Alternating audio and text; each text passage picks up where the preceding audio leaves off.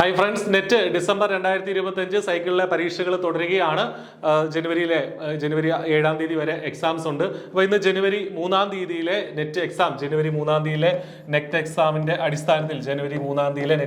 അടിസ്ഥാനത്തിൽ പേപ്പർ 1-ന്റെ ഇന്ന് നടന്ന മോർണിംഗ് ഷിഫ്റ്റിൽ നടന്ന പരീക്ഷകളുടെ പേപ്പർ 1-ന്റെ ഒരു അനാലിസിസ് ആണ് നമ്മൾ ഈ ഒരു വീഡിയോയിലൂടെ പറയാനായിട്ട് ശ്രമിക്കുന്നത്.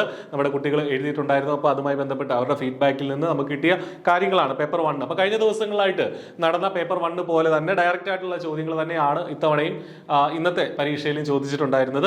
അങ്ങനെ ഇൻഡയറക്റ്റ് ആയിട്ടുള്ളത് ഒരുപാട് കുഴപ്പിക്കുന്നതുമായിട്ടുള്ള ചോദ്യങ്ങൾ ഉണ്ടായിരുന്നില്ല. പക്ഷേ ആലോചിച്ച് കുറച്ച് ടൈം കൺസ്യൂമിംഗ് ആയിട്ടുള്ള ചോദ്യങ്ങൾ ഉണ്ടായിരുന്നു എന്നുള്ളത് മനസ്സിലാക്കുക. അതായത് അത്യാവശ്യം നിലവാരം പുലർത്തിയ ഒരു പരീക്ഷ തന്നെയായിരുന്നു പേപ്പർ 1-ന്റെ കേസിൽ ഇന്ന് വന്നിട്ടുണ്ടായിരുന്നത്.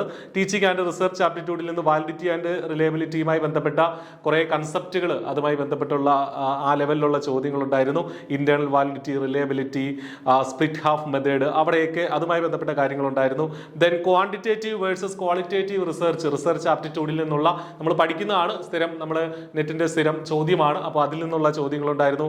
ലെവൽ ഓഫ് സിഗ്നിഫിക്കൻസുമായി ബന്ധപ്പെട്ട പി വാല്യൂവിന്റെ ഡിസ്കഷൻ, അതുപോലെ തന്നെ നൾ ഹൈപ്പോത്തിസിസ്, അക്സെപ്റ്റൻസ്, റിജക്ഷൻ തുടങ്ങിയ കാര്യങ്ങളുമായി ബന്ധപ്പെട്ട് റിസർച്ചിൽ നിന്ന് അത്തരം ക്വസ്റ്റ്യൻസ് പേപ്പർ 1-ൽ വന്നിട്ടുണ്ട്. നിങ്ങളത് ഇനിയും പരീക്ഷ എഴുതാനുള്ളവർ ചെക്ക് ചെയ്യുക.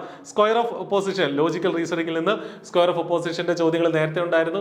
ഇന്നത്തെ പരീക്ഷയിലും അത് കയറി വന്നിട്ടുണ്ട്. ദെൻ ഇന്ത്യൻ ലോജിക്കിൽ നിന്ന് നമ്മൾ നേരത്തെ പറഞ്ഞതുപോലെ എക്സ്പെക്ട് ചെയ്തതാണ്. ഇന്ത്യൻ ലോജിക്കിൽ നിന്ന് പ്രത്യക്ഷ ആൻഡ് അനുമാനവുമായി ബന്ധപ്പെട്ട ക്വസ്റ്റ്യൻസ് ആയിരുന്നു ഇന്നുണ്ടായിരുന്നത്. Then formal and informal fallacies അത്തരമുണ്ടായിരുന്നു. ICT-ൽ നിന്ന് സെക്യൂരിറ്റി ആൻഡ് മാൽവെയർ, അതുപോലെ തന്നെ ഫിഷിംഗ് എന്താണ്, സ്പൈവെയർ എന്താണ്, അതുമായി ബന്ധപ്പെട്ട് ആ കൺസെപ്റ്റുകൾ ക്ലിയർ ആയിക്കൊണ്ട് പോവുക.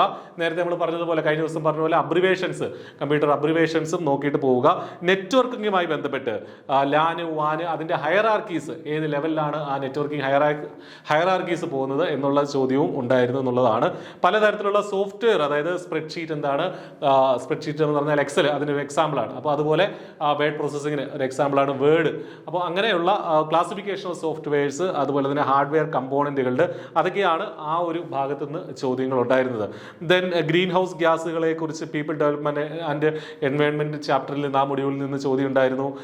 ദെൻ മീഥൈൻ്റെ, CO2, അതൊക്കെ സ്ഥിരം കണ്ടുവരുന്ന ചോദ്യങ്ങളാണ്. അത് ഇതിൽ റിപ്പീറ്റ് ചെയ്തിട്ടുണ്ട് എന്നുള്ളതാണ്. Then climate missions, national action plan on climate change, NAPCC, അത് നോക്കിയിട്ട് പോവുക. അതുമായി ബന്ധപ്പെട്ട ക്വസ്റ്റ്യൻസ് ഉണ്ടായിരുന്നു. National action plan on climate change, അതിൻ്റെ 8 ലക്ഷ്യങ്ങൾ, 8 മിഷൻസ്, അതുമായി ബന്ധപ്പെട്ട ചോദ്യം ഉണ്ടായിരുന്നു. അതൊന്ന് നോക്കിയിട്ട് പോവുക. ഹയർ എഡ്യൂക്കേഷൻ സിസ്റ്റം, യൂഷ്വലി നമ്മൾ പ്രതീക്ഷ പോലെ NEP 2020 അധികരിച്ചുള്ള കുറേ ചോദ്യങ്ങളുണ്ടായിരുന്നു. അപ്പോൾ ഉറപ്പായിട്ട് നിങ്ങൾ വിട്ടുകൂടാത്ത, ഇനിയും ഒന്നുകൂടെ റെഫർ ചെയ്യേണ്ട ഒരു സംഗതിയാണ് NEP 2020. അതിൽ നിന്ന് ചോദ്യങ്ങളുണ്ടാവും. ഗ്രോസ് എൻറോൾമെന്റ് റേഷ്യോ 2030 എത്ര GR ആണ് നമ്മൾ ടാർഗറ്റ് ചെയ്യുന്നത്, അതൊക്കെ NEP-ൽ പറയുന്നുണ്ട്. അതൊക്കെയുണ്ട്. യൂണിവേഴ്സിറ്റിയുടെ സ്ട്രക്ചർ, അതായത് പുതിയ ഇതനുസരിച്ച് യൂണിവേഴ്സിറ്റിയുടെ structure, hierarchy, seniority of vice chancellors, അത്തരം കാര്യങ്ങൾ. Then mathematical reasoning and data interpretation, ഇന്ന് പതിവ് പോലെ ചോദ്യങ്ങളുണ്ട്. ഈസി ആയിട്ടുള്ള ചോദ്യങ്ങൾ തന്നെയാണ്. DA ഇത്തവണ ഈ സൈക്കിളിലൊന്നും തന്നെ കുഴപ്പിക്കുന്ന ചോദ്യങ്ങൾ അധികം കണ്ടില്ല.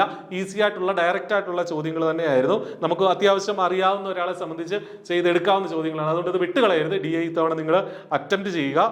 ദെൻ ഈ പറഞ്ഞ മാത്തമാറ്റിക്സ് ടോപ്പിക്കിൽ, മാത്തമാറ്റിക്കൽ റീസണിങ്ങിന്റെ ആവറേജ് സ്പീഡ്, അത് നേരത്തെ നമ്മൾ കഴിഞ്ഞ ദിവസത്തെ ക്വസ്റ്റ്യൻ പേപ്പറിലുണ്ടായിരുന്നു. അപ്പോൾ ആവറേജ് സ്പീഡ് ആൻഡ് ടൈം, അതുമായി ബന്ധപ്പെട്ട ചോദ്യങ്ങൾ വിടരുത്, കറക്റ്റായിട്ട് പഠിക്കുക. കമ്മ്യൂണിക്കേഷൻ തിയറീസ് ചോദിച്ചിട്ടുണ്ടായിരുന്നു, critical communication theories. Then match the following type questions. ഇതൊക്കെയാണ് ഈ ജനുവരി 3-ാം തീയതി നടന്ന നെറ്റ് പേപ്പർ 1-ന്റെ ഒരു അനാലിസിസ് എന്നുള്ള രീതിയിൽ പറയാനുള്ളത്. അപ്പോൾ ഇത് ഈ പറഞ്ഞ ടോപ്പിക്കുകളുടെ അടിസ്ഥാനത്തിൽ നിങ്ങൾ പ്രിപ്പറേഷൻ ഒന്നുകൂടെ സ്ട്രോങ് ആക്കുക. ഏത് തരത്തിലുള്ള, നേരത്തെ ഞാൻ പറയാറുള്ളത് പോലെ ഏത് തരത്തിലുള്ള ചോദ്യങ്ങളും നമ്മൾ എക്സ്പെക്ട് ചെയ്യണം. ചിലപ്പോൾ ഡിഫിക്കൽട്ട് ആയിട്ടുള്ള ചോദ്യങ്ങൾ ഇനിയുള്ള സൈക്കിളുകളിൽ വന്നേക്കാം, ഇനിയുള്ള പരീക്ഷകളിൽ വന്നേക്കാം. അതുകൊണ്ട് എല്ലാം ഈസി ആവുമെന്ന് കരുതരുത്. പക്ഷേ ഈ പറഞ്ഞ ടോപ്പിക്കുകൾ ഒന്നുകൂടെ റിവൈസ് ചെയ്തിട്ട് പോവുക. അപ്പോൾ എല്ലാവർക്കും, പരീക്ഷ എഴുതുന്ന എല്ലാവർക്കും all the best. Thank you.